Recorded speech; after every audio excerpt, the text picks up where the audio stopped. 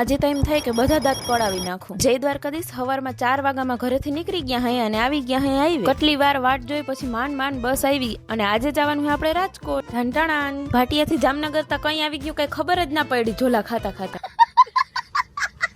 જામનગર થી આગળ નીકળ્યા તો આવી ગયો નાસ્તાનો બ્રેક. પણ આપણે તો હવારમાં નાસ્તો બાસ્તો કઈ મેળ આવે નહીં. આ ક્યુ સ્ટેડિયમ છે, કોઈને ખબર હોય તો કોમેન્ટ કરીને કહેજો. રાજકોટ પહોંચી ગયા, બસ માંથી ઉતરીને સીધા રિક્ષામાં બેસી ગયા, કેમ કે હાલીને તા જાય નહીં, અમે રિયા બ્લોગર માણસ.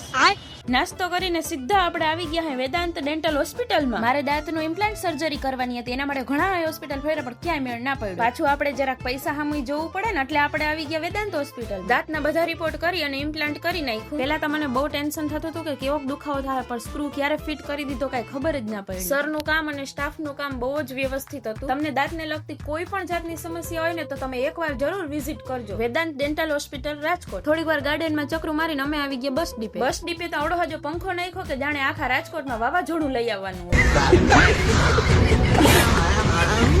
ફાઇનલી અમારી બસ આવી ગઈ ને અમે બેસી ગયા બસમાં. આજ તો હાવ થાકીને ટે થઈ રહી. જીયા ખડી આવ્યો જમવાનો બ્રેક. આટલી વારમાં તો અમે ઘરે પૂગી ગયા. કંટાળીને માંડ ભાટી આવ્યો. પપ્પાને ગાડી લઈને તેડવાનું તો પેલા જ કહી દીધું હતું, એટલે એ આવી ગયા. ખાઈ પીને ઘોટાઈ રહી. મળી આવતા બ્લોગમાં. જય દ્વારકાધીશ. Bye bye.